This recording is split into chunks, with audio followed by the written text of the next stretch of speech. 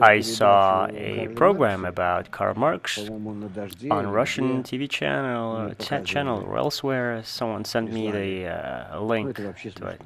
It's simply hilarious how they interpret him, how they scrutinize him. They were very intellectual people, but they didn't understand the problem at all. It is clearly stated in his works, very clearly. Salam writes about it in his newspaper, The People, and in other places, in his work called The Last Generation. We have it all in languages, in all languages, English, Russian, etc.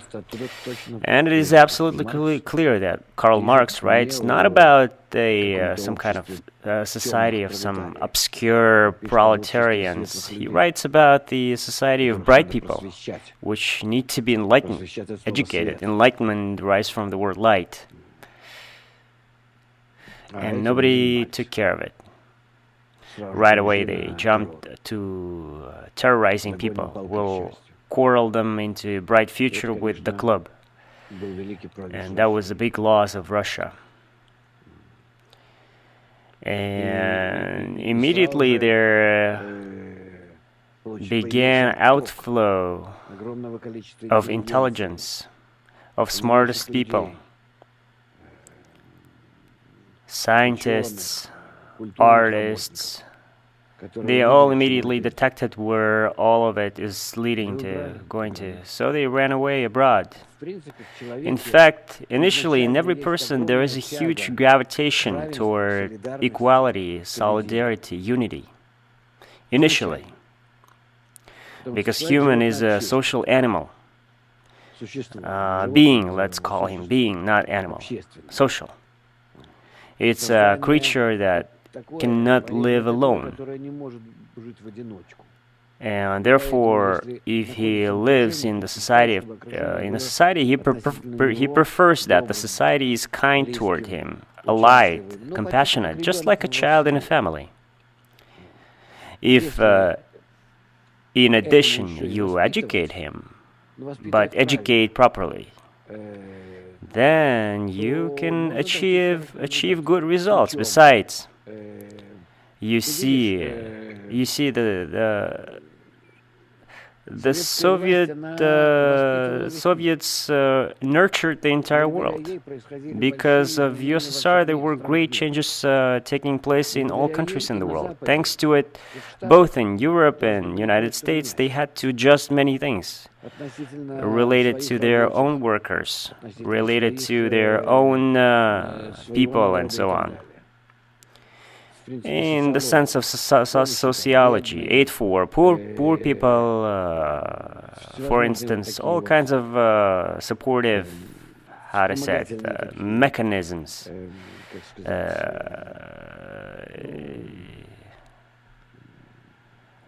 Mechanisms in society had to be created.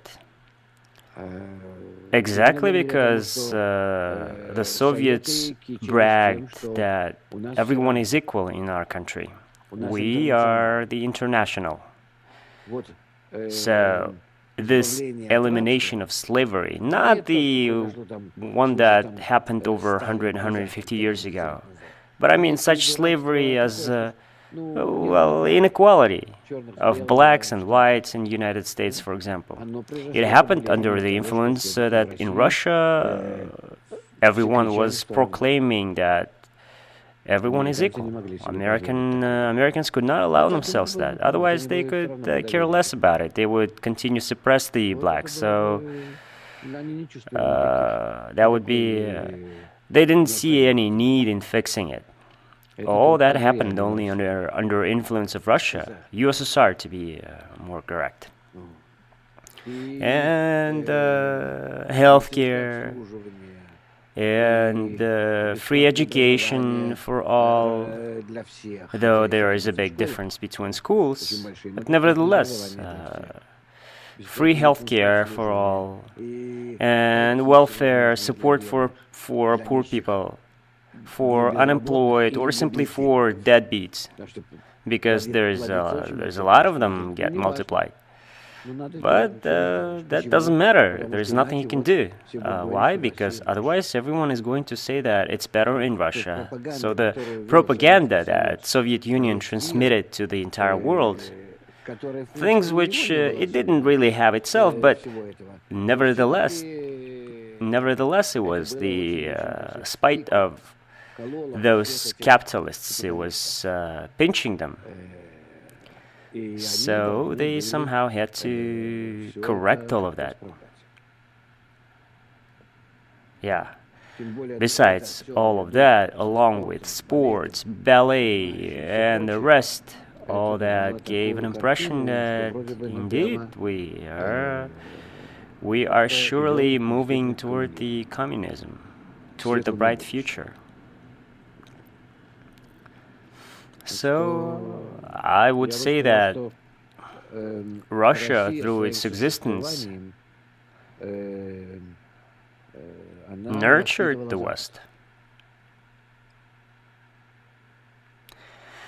Because no matter what you say, but if I bring up the argument that everyone is equal on our side, by that I eliminate that pain that person has. If I say that no one is hungry in our side, I give him confidence by the fact that I tell him that everyone loves one another. I give him the sensation of warmth in home, sensation of a mother, love, something that everyone subconsciously desires, and everyone protects exactly that internal feeling in him or her of a cradle of a mother when she holds you in her hands, when you are under the protection, when you are under protection of a society which gives you such feeling as the mother would.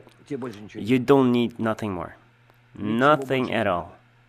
Therefore, how to say it, and here, and moreover, if you have millionaires and poor people, then what are you going to brag about? About the fact that you have both, these and those? That you cannot brag about, because how many of these and how many of those? And how these relate to those? Besides, for a long period, in Russia, sometimes before the Civil War, I think.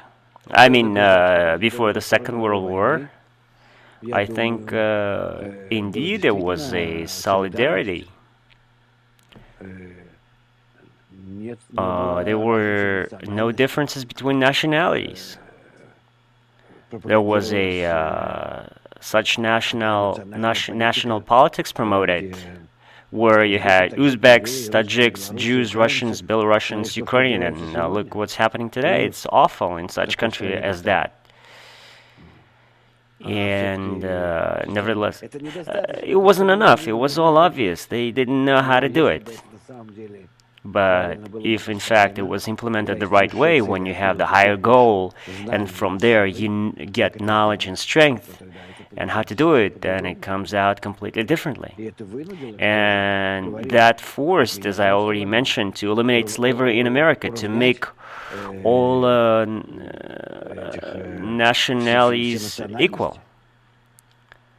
They passed very harsh laws there, such that it is safer today to insult and then fire a white person than African American.